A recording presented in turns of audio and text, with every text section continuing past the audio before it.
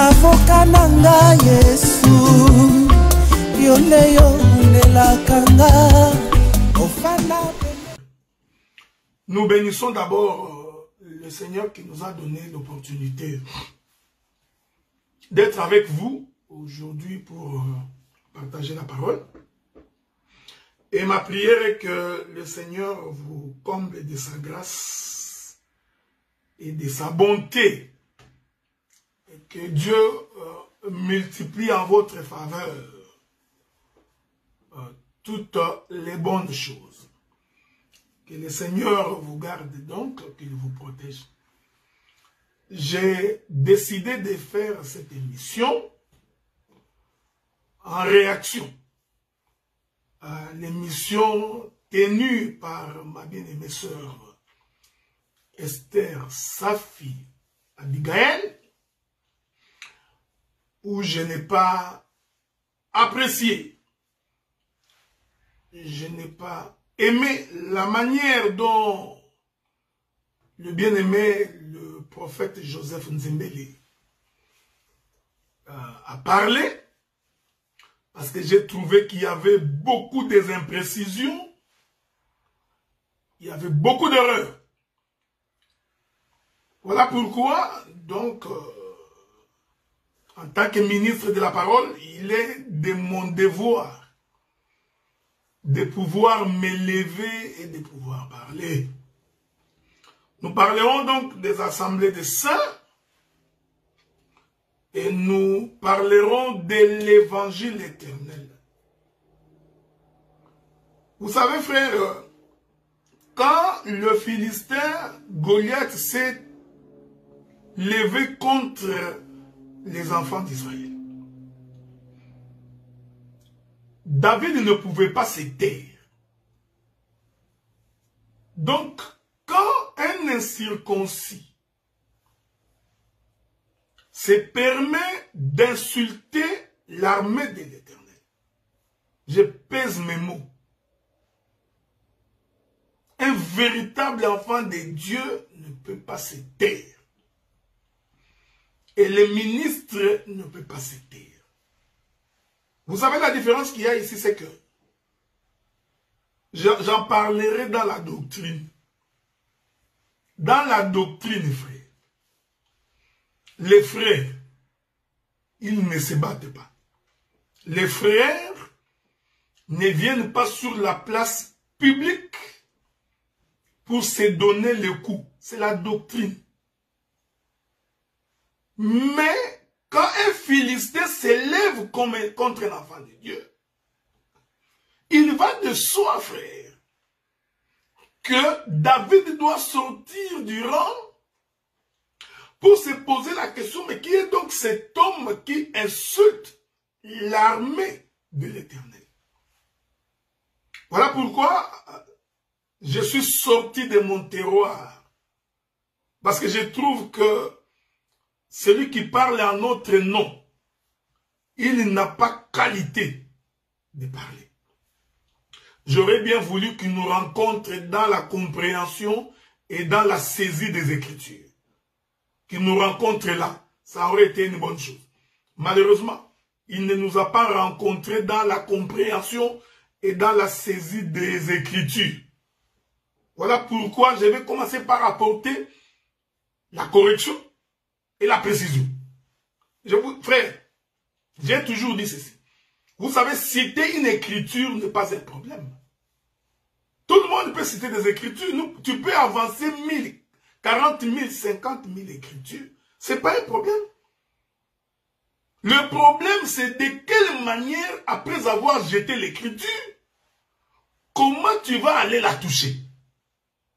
Donc, il y a beaucoup de gens qui citent des écritures et ils pensent qu'en citant l'écriture, c'est l'argument d'autorité. Non, frère. Quand tu cites l'écriture, il faut savoir comment toucher l'écriture. C'est ce que Moïse a fait. Dieu dit à Moïse, qu'est-ce que tu as dans ta main? Moïse dit, j'ai un bâton, une verge. Dieu dit, jette-la par terre. Moïse prend la verge, il jette par terre. C'est l'écriture. La verge devint un serpent. l'Éternel dit à Moïse de reprendre la verge, de reprendre les serpents. Mais Dieu dit à Moïse, quand tu reprendras, il faut reprendre le serpent par la queue. Vous voyez? Parce que si Moïse n'avait pas pris la verge par la queue, qui était devenu un serpent, Moïse serait mordu. Il y a des frères aujourd'hui, il y a des gens qui pensent qu'en citant les Écritures, ils ont l'argument d'autorité. Vous citez une Écriture, mais quand tu touches l'Écriture, nous nous rendons très vite compte que tu es allé toucher les serpents au niveau de la hanche et tu as été mordu. Apocalypse chapitre 14. Regardez comment le bien-aimé Joseph Nzembele a très mal touché cette écriture. Je dis très mal. Et j'ai plaint que mon bien-aimé l'apôtre Céphas l'a laissé passer. Prenons Apocalypse chapitre 14. Remarquez, vous allez voir comment est-ce que... Vous savez frère, quand quelqu'un a des mauvais sentiments, même quand tu fais une bonne chose, il ne va plus accepter. Parce que son cœur est rempli d'amertume. Je prends Apocalypse chapitre 14. Prenons Apocalypse chapitre 14. Le fameux verset 6 qui vous dérange tellement. Je prends. J'ai vu un autre ange qui volait par les milieux du ciel, ayant un évangile éternel. C'est écrit. Nous n'avions pas fondé. On n'a pas imaginé des choses de notre tête. C'est écrit qu'il y a un évangile éternel. Mais remarquez la manière dont les frères ont très mal saisi l'écriture. La Bible dit, pour l'annoncer aux habitants de la terre, à toutes les nations, à toute tribu, et toute langue, et à tout le peuple. Il disait d'une voix forte, craignez Dieu, donnez-lui gloire, car l'heure de son jugement est venue. Et adorer celui qui a fait les cieux et la terre, et la mer, et les sources d'eau. Cet évangile ici, c'est l'évangile annoncé à tous les habitants de la terre. J'ai dit bien à tous les habitants. Regardez maintenant les frères. Il va toucher les livres de Luc. Il dit que dans les livres de Luc, il est écrit que l'Esprit du Seigneur est sur moi, il m'a oint pour proclamer la délivrance, la liberté, une année de grâce. Le Seigneur s'est arrêté là. Parce que dans Ésaïe, il est écrit un jour du jugement. Donc, le frère Joseph Nzembele, il est dit, donc si l'on doit parler de l'évangile éternel, il faut que ça soit après l'enlèvement. Vous voyez frère, quand quelqu'un ne comprend pas les Écritures, il dit des choses qu'il ne maîtrise pas. C'est ce qui fait la différence de ce que lui appelle un mouvement. C'est ici que nous sommes différents. Frère, je vous dis, nous sommes différents. Mais bien aimé dans les seigneurs, après l'enlèvement, vient le temps de l'Église. Non, le temps d'Israël. Comme vous le savez, lorsque l'Église sera enlevée, l'Antichrist apparaîtra. Le monde fera face à la guerre de Gog, Magog, Armageddon. Mais quand vous lisez votre Bible, vous allez vous rendre compte que pour visiter Israël, le Seigneur doit envoyer les deux oliviers, les deux prophètes, Moïse et Élie. Mais ces deux prophètes-là qui vont prêcher en Israël, ils prêcheront le même évangile que l'Église a écouté. Est-ce que vous me suivez? Les deux prophètes ne vont pas aller fomenter, inventer un évangile. Non. Les deux prophètes, quand ils visiteront Israël, ils ne vont répéter que ce que nous enseignons. Ce que nous prêchons. C'est-à-dire que le même évangile qui est prêché aujourd'hui, c'est le même évangile qui doit être prêché après l'enlèvement en Israël. Je voudrais que vous me suiviez bien. Donc quelqu'un ne peut pas dire que l'évangile éternel de Apocalypse chapitre 14 verset 6 ne concerne qu'Israël, ça ne peut pas concerner l'Église. Ça, c'est une fausseté. C'est pourquoi la Bible dit que si quelqu'un a un défaut dans l'œil, vous voyez, il ne peut pas servir. C'est écrit, tout ce que nous disons des choses qui sont bibliques. Essayez de ne pas dire que, je l'ai entendu dire que nous sommes agressifs. Non. Vous savez, quand on dit la vérité et que l'autre est dans la fausseté, celui qui est dans la fausseté, il est en train de croire qu'on est en train de l'agresser. On ne l'agresse pas. La Bible interdisait que si quelqu'un a un défaut dans l'œil, qu'il puisse servir. Or, les défauts dans l'œil t'empêchent de bien lire, de bien voir. Donc, quand quelqu'un a un défaut dans l'œil, sa vision est obscurcie. Voilà pourquoi il ne voit pas très bien les Écritures.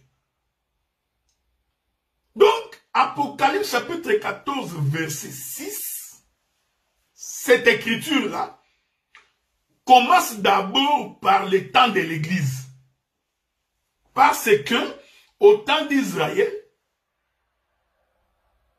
il n'y aura pas un nouvel évangile. Il n'y aura pas un nouveau message. Il n'y aura pas une nouvelle prédication. C'est pourquoi, parce que vous savez, quand quelqu'un ne comprend pas comment nous naviguons dans les Écritures, qu'il soit humble, qu'il s'assoie et qu'on l'enseigne. Remarquez, le Seigneur annonce sa mort et sa résurrection. Le Seigneur est ressuscité, il apparaît aux disciples. Pendant que le Seigneur apparaissait aux disciples, Thomas, l'apôtre Thomas n'était pas présent. Mais les autres disciples avaient déjà vu le Seigneur. Nous disons que ces disciples-là représentent tout un temps prophétique. Ces disciples représentent le temps de l'Église, le temps de la grâce. Mais écoutez, lorsque les disciples croisent Thomas, qui n'était pas là, ils informent Thomas que le Seigneur est ressuscité. Thomas dit non, je ne peux pas croire sans avoir vu de mes propres yeux et que j'ai mis mes doigts dans ses plaies. Ouais. Ce moment ici que Thomas ne croit pas, c'est le moment d'endurcissement. C'est le moment où Israël est tombé dans l'assoupissement. Est-ce que vous me suivez, frère? Suivez-moi bien. Donc, Thomas représente aussi une autre dispensation. Thomas, il représente, je voudrais vous dire, rassurez-vous, frère. C'est quand nous disons que les assemblées de saints, nous avons la doctrine. Frère, nous avons la doctrine. Et la doctrine nous apprend à ne pas venir nous attaquer à nos frères sur la place publique. C'est la chose que nous ne ferons jamais. Il faut vous rassurer. Mais quand un Égyptien lève le ton, eh bien nous sortons. Remarquez. Donc je suis d'abord en train de nettoyer ces incorrections. Nettoyer cette mauvaise présentation de l'écriture. La Bible n'est pas le français. La Bible n'est pas le français. La Bible n'est pas le français. Le diable a dit à Jésus, il est écrit. Jésus aussi a répondu, il est écrit. Donc la Bible, ce n'est pas le français. La Bible, c'est la pensée de l'écriture. Cette chose-là n'est pas donnée à tout le monde, frère. Donc, Joseph Nzembe nous a insultés. Lui, il a raison de nous insulter. Parce qu'il nous a insultés, mais gentiment, poliment. Donc, quelqu'un d'instruit, il va comprendre que le frère nous a insultés. Il nous a traités de ultra-conservateurs, extrémistes, je ne sais pas moi quoi, des églises de réveil. Nous ne sommes pas une église de réveil. Quand lui en parle, c'est bien. Mais quand nous parlons, il va dire que nous sommes agressifs. Non, il en a parlé. Alors, nous relevons les défis. S'il voudrait un partage contradictoire, on va le faire. Donc, il a mal interprété Apocalypse 14, verset 6. Cet évangile ici, éternel, doit être prêché et au temps de la grâce et au temps d'Israël.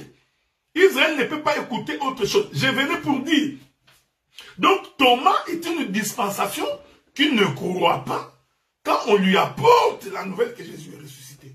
Mais quand Jésus est ressuscité, qu'est-ce qu'il a fait? Il n'a fait que répéter. Il dit, ce que tes frères avaient déjà vu, je te le montre. Thomas vient donc placer ta main dans mes plaies. C'est alors que Thomas croira. Ces choses ici, que nous expliquons ici, je vous l'ai dit honnêtement, le ciel m'est témoin. Joseph ne peut pas voir ça, frère Nzembele. Il peut pas voir que quand le Seigneur est en train d'apparaître à Thomas, le Seigneur qui se présente devant Thomas là, il représente les deux oins. Tu vois? Parce que pour que Israël croie à l'évangile, il a besoin du témoignage de ces deux prophètes. Voyez-vous? Nous sommes ici dans la 70e semaine de Daniel. C'est pourquoi le Seigneur étend ses deux mains, il demande à Thomas de... Nous disons que les deux mains ici, c'est les deux prophètes frères.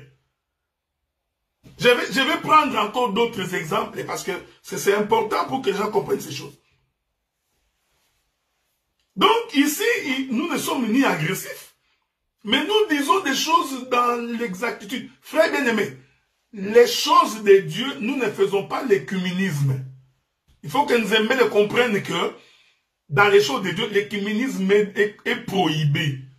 Ou c'est vrai, ou c'est faux. Ou tu es dans les vrais, ou tu es dans les faux. Il n'y a pas d'à peu près. Le Seigneur a dit, soit tu es chaud, soit tu es froid. Si tu es tiède, je te vomirai. Donc, nous les assemblées des saints, vous savez frère, il ne faut pas être étonné. J'ai quand même aimé son courage de reconnaître que les assemblées des saints constituent, selon lui, un mouvement fort. Oui, oui, nous sommes très forts. Nous ne sommes pas forts par nous-mêmes, non. Samson n'a pas déchiré les lions par sa propre force. Nous ne sommes pas forts par nous-mêmes, frère. Nous le sommes par la capacité que Dieu nous a accordée. Alors, il faudrait, à un moment donné, avec beaucoup d'humilité, considérer que, aujourd'hui, j'ai dit, frère, aujourd'hui, par les temps qui courent, le Seigneur nous a donné la connaissance, l'interprétation et l'explication de l'Écriture. Vous ne pouvez pas, il ne faut pas nous jalouser, frère. Alors, si quelqu'un veut nous combattre, qu'il nous combatte dans les Écritures. Qu'il ne vienne pas nous combattre sur les opinions. Qu'il ne vienne pas combattre parce qu'il y a un frère qui a péché là-bas, un autre a insulté là-bas, une soeur s'est méconduite là-bas. Alors, tu nous fais les loups et l'agneau. L'agneau dit à le loup, non, ce n'est pas moi qui suis venu dans ta cour l'année passée parce que je n'étais même pas encore né. Les loups répondent, non, non, si ce n'est pas donc toi, c'est donc ton frère, dans tous les cas, je vais te bouffer. Non. Alors, et arrêtez d'être jaloux quand vous avez des difficultés pour courir. Qu'il y ait 2, 3, 4 frères, 5 frères qui sont des fois impolis, des fois qui n'ont pas de manière, mais please frère, ne venez pas vous attaquer à... Écoutez frère, la Bible dit, quand l'Éternel commence une œuvre, personne ne peut résister. Et je vais écouter, ce que Nzembele fait, c'est ce que Balaam avait fait. C'est exactement la doctrine de Balaam. Balak a entendu qu'Israël est sorti de l'Égypte. Vous savez, frère, Israël est sorti de l'Égypte. Au fur et à mesure que Israël avançait, aucune nation ne résistait contre Israël. Parce que Israël avait Dieu. Je dis bien aucune nation. Je parlerai du branhamisme parce qu'il y a encore une fausseté qui a été dite sur ces plateaux-là, que nous sommes sortis des branhamistes. Mais frère, quand vous ne connaissez pas l'histoire, mais posez la question. Ne parlez pas en notre nom, même l'aveugle que le Seigneur a guéri. Quand on a posé à ses parents, mais cet homme n'était-il pas aveugle? Comment voit-il? Les parents ont répondu. Il a de l'âge, allez nous poser la question. Donc, le pasteur Joseph Nzembele ne peut pas parler à notre nom. Bon, je comprends des fois qu'il va être connu. Donc, il s'est dit probablement que s'il fait un débat ou un partage avec Esther sur les assemblées des saints, donc comme lui-même a reconnu que nous sommes très forts, alors faisant un partage sur les sujets qui nous concernent, il va être connu. Mais nous n'avions jamais été connus sur base de ça. Nous nous sommes connus au travers de l'écriture. C'est la connaissance de l'écriture, l'explication de l'écriture qui fait que la renommée a circulé le monde, frère. Donc, soyez en paix. D'abord, je voudrais te remercier pour ton témoignage, parce que tu as au moins témoigné qu'à Kinshasa, c'est impossible. Au Congo, nous avons envahi le Congo. Donc, personne ne peut aujourd'hui dire que l'évangile n'est pas au Congo, frère. Ça, c'est de la prétention. Les assemblées des saints. J'ai dit et je voudrais ici rassurer tous les saints. Vous savez, quand vous expliquez l'écriture, il faut bien expliquer l'écriture. D'abord, nous sommes saints parce que nous avons cru au Seigneur. Parce que nous sommes rachetés. Nous avons quitté le monde. Nous vivons dans la paix, dans la tranquillité. Nous sommes saints. Mais un saint, il a aussi une église locale. Donc tu ne peux pas renier ton église locale. Ton église locale, c'est une assemblée de saints. Il ne faut pas en avoir honte. Parce qu'un frère s'est méconduit, toi tu vas avoir honte. Pourquoi? Nous sommes une assemblée locale qui s'appelle l'assemblée des saints. Mais c'est l'écriture. Pourquoi vous voulez refuser quelque chose les choses inscrites dans les écritures? Je vais vous donner. Des éléments. Il ne faut jamais, j'ai dit bien frère, jamais avoir honte de porter l'étiquette d'un saint. Nous en sommes très fiers. Et nous sommes très fiers parce que Dieu nous a donné la bouche, comme dit le livre de Luc, une bouche devant laquelle personne ne peut résister. C'est pourquoi nous avions terrassé les branhamistes, ils sont tous tombés. Je vais revenir. Les branhamistes ont fait souffrir les églises de réveil. Ils vous ont fait souffrir, il faut reconnaître ça. Vous étiez incapable de vous tenir parce que vous étiez habitués à prêcher Jésus est bon, Jésus est ressuscité, Jésus lave les péchés, invoquer le sang de Jésus. C'est tout ce que vous saviez. Alors, quand les branhamistes ont commencé à parler sur les 7 sceaux, d'ailleurs très mal prêché, mais toutes les églises de réveil ont fui. Aujourd'hui, si vous respirez, aujourd'hui, frère, mais soyez quand même... Des fois, il faut être reconnaissant. J'ai toujours dit, frère, la reconnaissance est une vertu. Même si quelqu'un, celui qui m'a prêché l'évangile, est tombé dans un péché, je ne peux pas renier qu'il m'a prêché l'évangile. Non, ça c'est vraiment être de mauvais cœur. Si tu me poses la question, qui t'a prêché l'évangile, je vais te le dire, je te le répète à haute voix, le docteur Kalo Kabunda m'a prêché l'évangile. Je n'en ai pas honte, frère. Alors, cela veut dire que s'il a une faiblesse, ou 2, 3 faiblesses, que je renie quelque chose qui est évident, non. On ne peut pas renier l'évidence, frère. Les assemblées des saints, nous avions apporté la véritable compréhension de l'écriture. C'est pourquoi aujourd'hui, beaucoup de gens se sont ressourcés. Nous n'avions forcé personne. Nous présentions l'évangile. Libre à vous de croire ou de ne pas croire. Mais il y a beaucoup de prédicateurs qui nous ont écoutés, qui ont compris que non, non, non. C'est ça la bonne manière de voir les choses de Dieu. Apocalypse 14, verset 6 concerne et l'Église et Israël. Parce que tu ne peux pas séparer l'évangile pour dire que tu vois l'évangile. Il comprend ça en français. Et tu vois l'évangile éternel, et comme la Bible dit, concerne l'état d'Israël. Mais aujourd'hui, nous parlons de l'évangile de paix. Je ne sais pas moi qu'est-ce qu'il a encore raconté.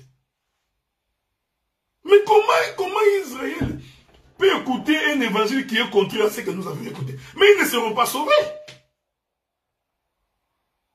Donc, quand le frère Jean écrit ces choses, il dit, je vais vous dire ça, il dit, qui volait par les milieux du ciel. Je vais vous éviter des révélations parce que déjà là, vous avez des difficultés. J'ai vu un autre ange qui volait par les milieux du ciel et a un évangile pour annoncer à tous les habitants de la terre, à toute nation, à toute tribu, à toute langue et à tout peuple. Il disait d'une voix forte, craignez Dieu et donnez-lui gloire. Bien aimé dans le Seigneur. Mais pour craindre Dieu, il faut l'explication et l'interprétation de l'écriture. Ainsi, quand on croit, on donne gloire au Seigneur.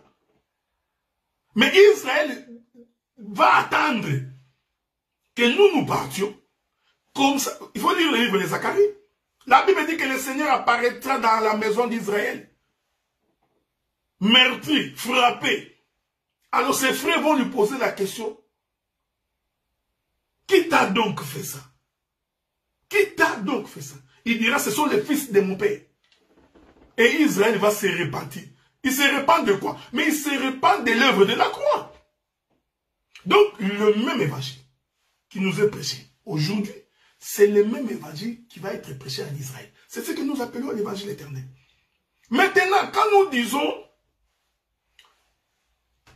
le pourquoi de chaque chose, mais est-ce que c'est une chose inventée? Mais est-ce que les gens lisent la Bible? La Bible dit que Dieu a fait toutes choses avec un but. C'est écrit dans vos Bibles, frères. Chaque chose que Dieu a faite, toute écriture est inspirée de Dieu, utile pour corriger, censurer et enseigner. Donc, derrière chaque écriture, il y a une raison.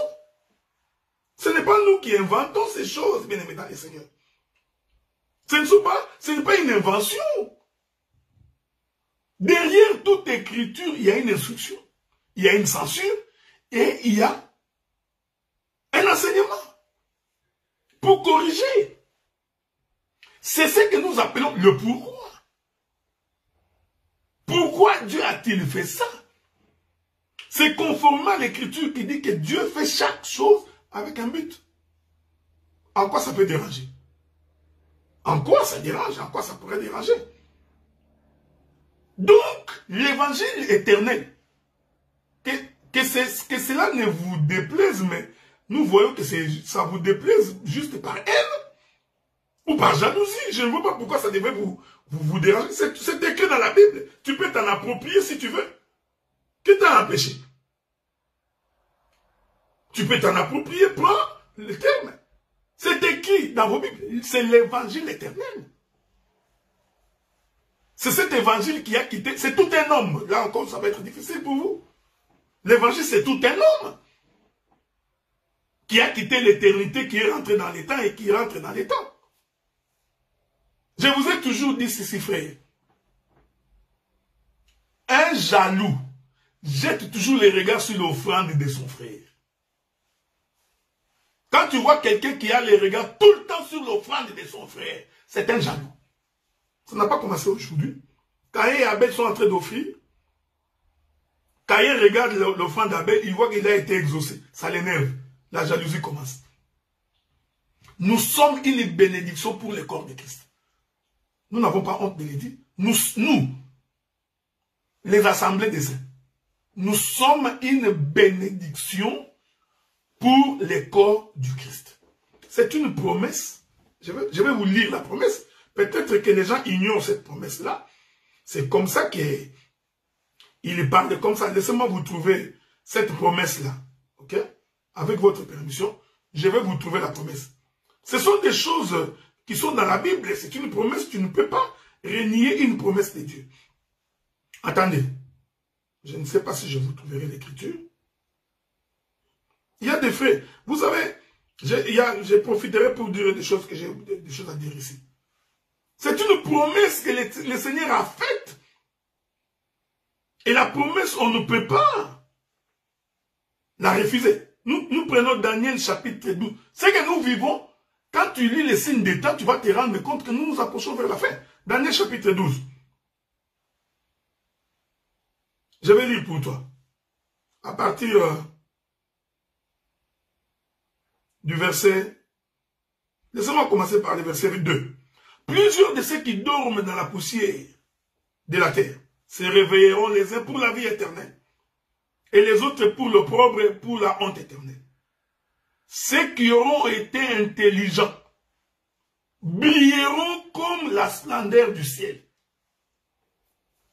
Ceux qui auront enseigné la justice à la multitude brilleront comme les étoiles et à toujours et à perpétuité. Verset 4. Toi, Daniel, vous devriez nous remercier, frère. Vous, les églises de réveil, mais remerciez-nous. Honnêtement, frère, mais je ne sais pas si c'est qu'est-ce qui vous arrive.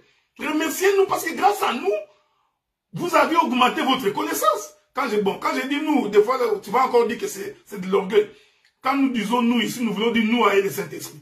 Quand nous disons nous avec le Saint-Esprit, ce n'est pas mauvais. Paul a dit ça. Pierre a dit nous et le Saint-Esprit.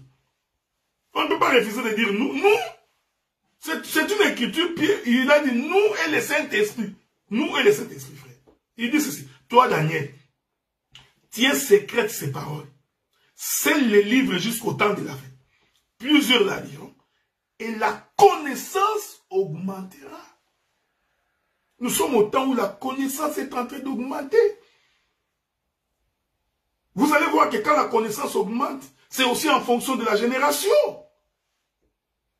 Nous ne pouvons pas prêcher aujourd'hui comme à l'époque où nous prêchions il y a 20 ans, 25 ans passés. Parce que plus nous avançons vers Cana, plus la connaissance augmente. Et quand la connaissance augmente, elle envahit la fausseté. Qu'est-ce que vous voulez qu'on dise? Parce que les faux mouvements, Dieu a dit, si cette œuvre est de Dieu, vous la combattez inutilement parce qu'elle va prospérer. Et vous savez, quand nous avions commencé ces choses ici, quand nous disons encore la chose, ça vous énerve. Mais quand nous avions commencé à servir le Seigneur, aucun d'entre nous ne s'imaginait où nous sommes aujourd'hui, frère. Nous n'avions pas imaginé que cette église, les assemblées des saints aura cette ampleur. Ça n'a jamais été dans nos projets. Nous prions le Seigneur. Et comme nous avions la promesse que la connaissance augmentera, c'est comme ça que la connaissance a augmenté. Donc l'évangile éternel, c'est le même évangile qui doit être prêché. Et en Israël, et chez les nations. Donc allez faire croire aux gens que non, Jésus, la première portion concerne ici le temps de la grâce. Alors l'évangile éternel va concerner les temps d'Israël. Je vous dis honnêtement, c'est mal posé les choses. J'ai beaucoup d'écritures, plusieurs écritures. Israël traverse Canaan. Il y a une partie d'Israël qui est allée au-dessus du Jourdain. Il y a une autre partie qui est restée en dessous du Jourdain. La Bible dit que ceux qui étaient restés de l'autre côté ont appris que leurs frères se sont détournés de la voie de Dieu. Alors, ils ont envoyé les gens pour aller vérifier l'autel. Ils sont descendus, ils ont vérifié que non, l'autel est conforme. Ils ont dit non, ce sont nos frères. Tu ne vois pas? C'est le même, c'est l'autel là, c'est tout un message. D'un côté comme de l'autre. C'est ce que nous appelons l'évangile éternel. Mais qu'est-ce que vous voulez? Donc, de deux côtés du Jourdain, c'est que les enfants d'Israël voulaient vérifier est-ce que l'autel est conforme. Ils ont dit oui, nous sommes allés voir, l'autel est conforme. Ils ont dit, ce sont nos frères. Nous n'allons pas aller les combattre parce que nous avons vérifié l'autel. Vous voyez? Nous disons que la partie qu'on est allé vérifier l'autel, c'est Israël. Mais ils ont vérifié que l'autel qui était aussi bâti de l'autre côté. Donc la Bible, la parole que nous enseignons aujourd'hui, c'est la même parole qui va être enseignée aux Juifs. Donc, tu ne peux pas dire que l'évangile éternel concerne les Juifs, ça ne nous concerne pas. Non, tu vois, c'est ça avoir un défaut dans l'œil. Premier élément. Deuxième élément, j'ai encore entendu une fausseté grave sur ce plateau-là, dire que nous sommes sortis de Branham. Mais qui a dit, qui est en train de dire des choses comme ça? Mais quand vous ne connaissez pas l'histoire, mais posez la question. Posez la question. Et puis, grave, parlons bon français, pire. Et le bien-aimé a voulu nous faire croire que nous avons des tendances misogyniques en ce que nous maltraitons nos sœurs. Mais bien-aimés dans les Seigneurs. Mais allez compter les nombres de sœurs qui sont dans les assemblées. Si c'était vraiment ça, mais pourquoi ils ne sortent pas? Pourquoi vous pensez que nous allons faire de la compromission pour donner la place aux femmes pour qu'ils deviennent des ministres? Mais ce n'est pas nous, ce n'est pas de notre faute, frère. Mais c'est écrit dans votre Bible. Quand vous posez à ces gens la question, en quoi est-ce que vous trouvez que nous dérangeons les sœurs? Vous allez vous rendre compte. J'ai dit 90% de ces gens, ils disent parce que les femmes ne prêchent pas dans les assemblées des sœurs. C'est tout ce qu'ils ont à dire. Est-ce qu'il y a autre chose? On vous a dit que les femmes ne mangent pas, que les sœurs ne prient pas, qu'ils ne chantent pas, qu'ils n'adorent pas, qu'ils ne témoignent pas. C'est ce qu'on vous a dit. Votre problème, c'est que vous pensez que nous allons donner la chair aux femmes dans les assemblées de saints pour qu'ils prêchent. Mais c'est anti-doctrine. C'est anti-doctrine, frère. Alors, comme nous savons, c'est ça l'œil que nous avons fait. Comme nous savons que depuis les jardins, la femme avait tendance à prêcher. Ça n'a pas commencé aujourd'hui. Depuis les jardins, avez-vous remarqué quand le Seigneur a fait la loi? Il a établi la loi. La femme n'était pas créée, non? La femme a parlé avec Adam. Vous pensez que c'est gratuit? Je vous ai toujours dit que Dieu n'a jamais parlé à la femme. Ce n'est pas une tendance misogynique. Ce n'est pas ça. Non, mais écoutez, mais c'est quand même exagéré ça. Et tu penses qu'en parlant comme ça, tu vas t'attirer la foule de femmes qui veulent prêcher, qui ont animé par des mauvais sentiments diaboliques, et bon, ben bien, tu peux les conduire si tu veux. Nous sommes respectueux de ce que la Bible dit et de la doctrine. La doctrine, frère, elle est identique dans l'Ancien Testament et dans le Nouveau Testament. La doctrine, dans l'Ancien et dans le Nouveau, identique.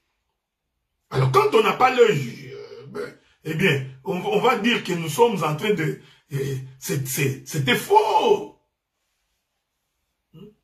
Et la sœur ça va essayer d'appuyer ça, non. Regardez, frère. Dieu, quand il donne la loi, le commandement, je donnerai plusieurs éléments. Je vais courir vite pour que vous voyez. Dieu a donné la loi, les garants de la loi. C'est lui qui prêchait dans les jardins, qui a donné les noms. C'était Adam. La femme n'était pas encore manifestée, parce que vous ne voulez pas qu'on parle. Ce n'est pas dit que nous refusons que les femmes parlent de Jésus. Non, elles peuvent parler de Jésus. Mais nous refusons que quand nous nous assemblons dans une assemblée de saints, que nous voyons une femme prédicatrice. Ça n'arrivera jamais. Dieu manifeste Ève. Ève vient. Adam dit, viens ici. Tu vois tous ces animaux que tu vois. Voici les noms que je leur ai donnés. C'est Adam qui a enseigné à Ève les noms que lui a donnés aux animaux. C'est aussi Adam qui va dire à Ève, Dieu a dit nous mangerons tout sauf ça. Le premier prédicateur dans la Bible c'était Adam et la première église c'était Ève. Les jours où Ève a essayé d'ouvrir sa bouche pour prêcher, parce qu'au lieu d'écouter les vrais prédicateurs, il est allé écouter les serpents. Avez-vous remarqué que le diable n'a jamais parlé à Adam?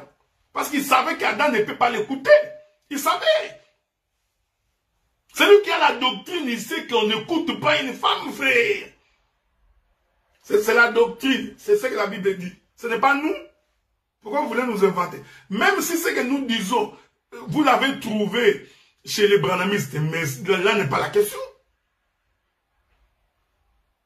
Même quand vous sortez de Bethel, même chez les Bethel, si vous en trouvez, il n'y a pas de problème. Mais nous, le problème, c'est les Écritures. Et sur cette question, nous n'allons jamais transiger, frère, que ça vous énerve. Mais c'est avec cette même rigueur que nous avions envahi le monde. Parce que nous disons que nous avions envahi tous les Congos, toutes les provinces du Congo. Envahies par les assemblées des saints. Par l'assemblée des saints, par la doctrine, l'enseignement de Christ. Nous venons d'envahir l'Europe. L'Europe est envahie, vous savez, non? Il y en a même des églises qui commencent juste à changer de nom.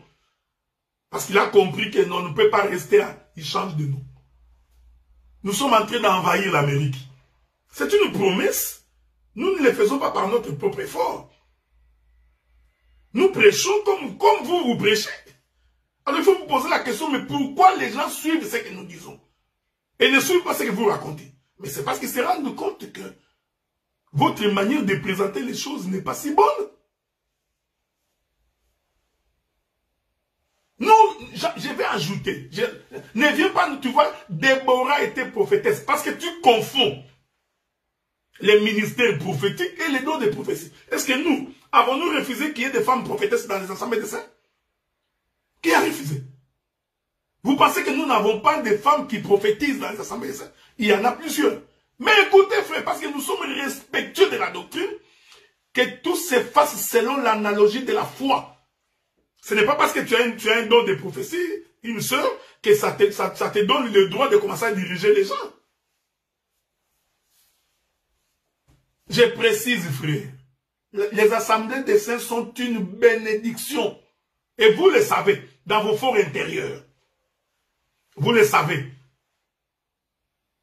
On ne peut pas compter le nombre de prédicateurs que nous avions, que cet évangile est allé ramasser, qui ont compris que ce qu'ils confessaient était des faussetés, qui ont cru à cet évangile. Et aujourd'hui, on ne peut pas venir saper ça, frère. Je vais vous dire une histoire.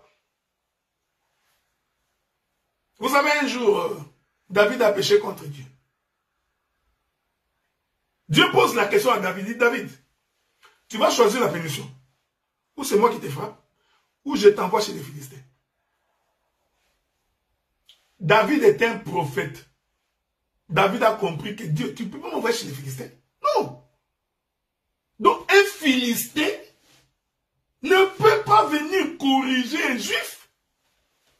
Ça n'existe que dans les groupes de prière. Je vais revenir sur l'histoire des groupes de prière. Pourquoi nous disons que ces églises sont des groupes de prière? C'est par rapport aux Écritures. David a compris que lui, Dieu ne peut pas l'envoyer chez les Philistins. Les Philistins ne peuvent pas corriger un juif. Les Philistins ne font que combattre. Retenez ce que je dis. Retiens bien ce que je dis. Les Philistins combattent. Ne corrige pas. David a dit au Seigneur, non, tu ne peux pas m'envoyer chez les Philistins. Parce que les Philistins ne peuvent pas me corriger. Les Philistins vont chercher ma mort.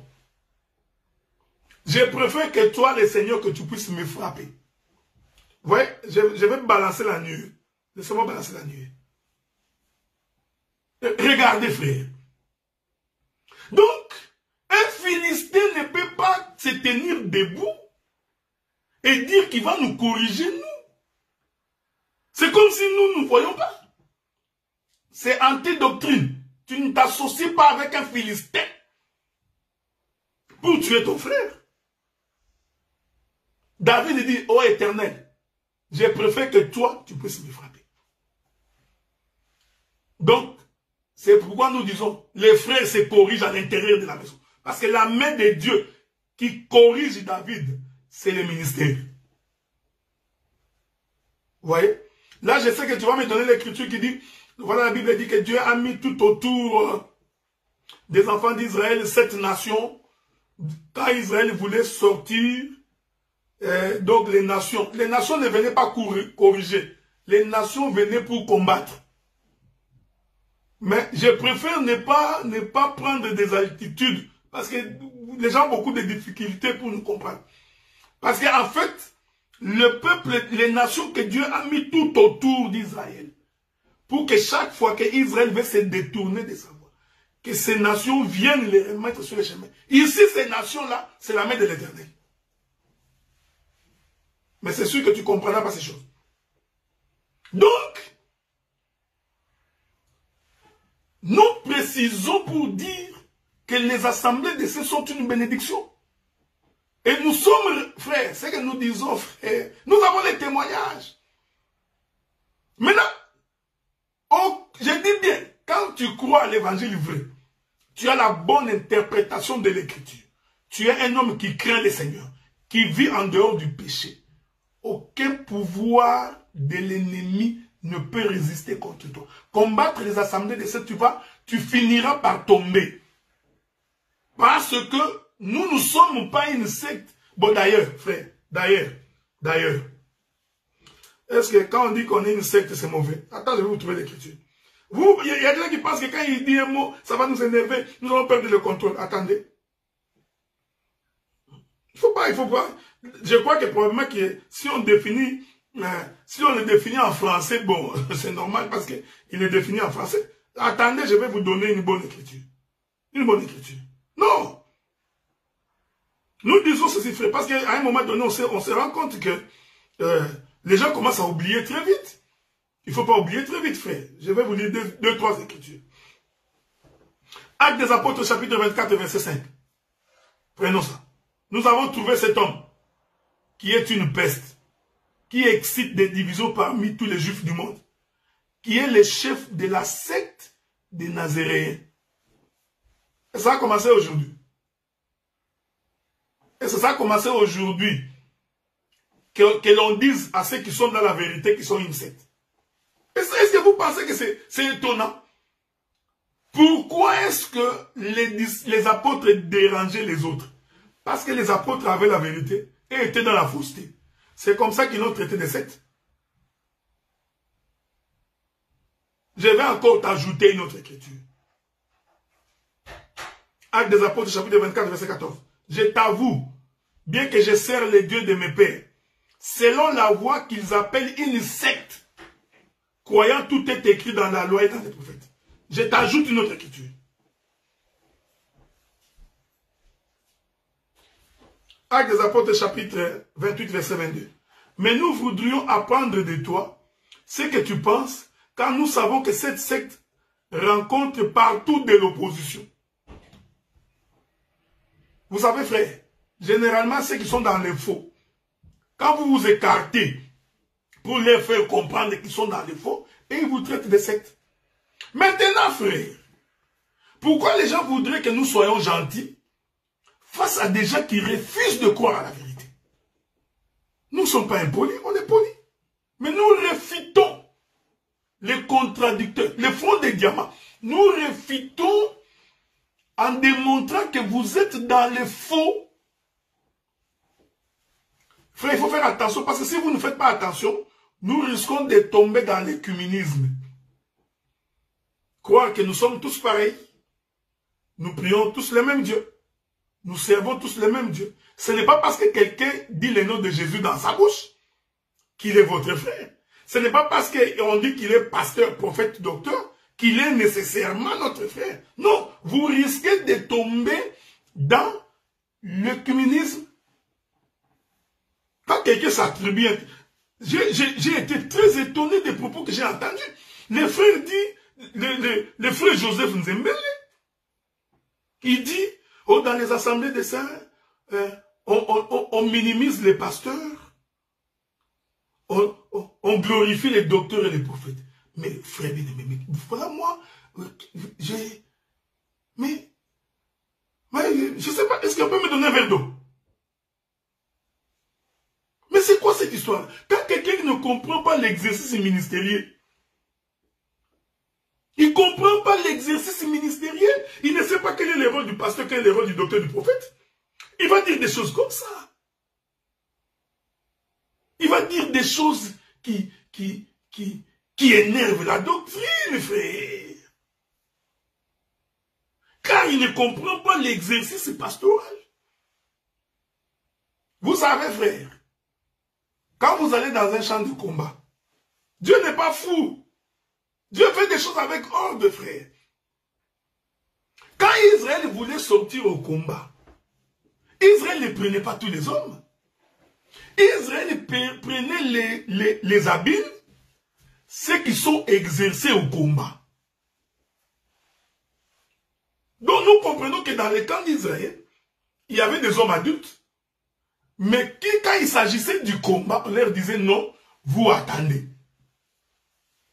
Quand nous entrons dans les champs évangéliques comme ça, frère, il y a les ministères de combat. C'est ce que le bien-aimé n'a pas compris. Nous, il y a les ministères de combat quand nous sortons, surtout quand il s'agit de renverser les fausses doctrines, toutes les fausses doctrines qu'il y en a. Ici, je ne parle pas du combat d'évangélisation. Quand c'est pour aller gagner les âmes, prêcher la bonne nouvelle que Jésus est bon, nous enverrons l'évangéliste et probablement l'apôtre. Mais quand nous venons pour renverser les fausses doctrines, c'est comme ça que nous avons gagné tout le monde, non? Les docteurs et les pasteurs doivent sortir. Mais il dit que nous avions négligé les pasteurs. Parce qu'il n'a pas vu nos pasteurs à l'œuvre. Est-ce qu'il les voit ou il ne les voit pas? Donc, dans les combats, on n'en voit pas. Quand quelqu'un vient, il cherche vraiment un partage de confrontation, nous lui enverrons les gens qui ont les fonds de diamants, des gens qui ne viennent pas se plier. Hein? Donc, on ne peut pas envoyer des gens qui viennent dire est-ce que le roi remportera la guerre? Amen. Amen. Non. On va envoyer Naboth. Il dit, pour rien au monde, je ne céderai l'héritage de mes pères. Non. Pour rien au monde, frère. Maintenant, encore une fausseté qui a été dite sur ces plateaux-là. Que nous sommes les branhamistes. Je vais nettoyer ça calmement maintenant. Nous ne sommes pas sortis des branhamistes. Ça, c'est quoi? Les branhamistes vous ont malmenés. Ils vous ont tellement malmené parce que vous n'aviez pas la connaissance des Écritures. Quand les branhamistes sont en train de prêcher sur la sémence du serpent, tellement que vous n'aviez pas d'argument.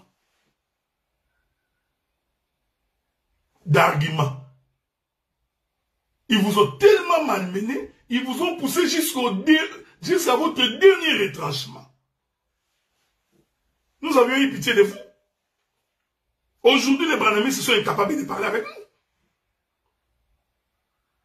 Alors, sur base de quel élément les bien-aimés diraient que nous sommes des branhamistes? Avocat nanga Yesu, yo ne yo unelakanga.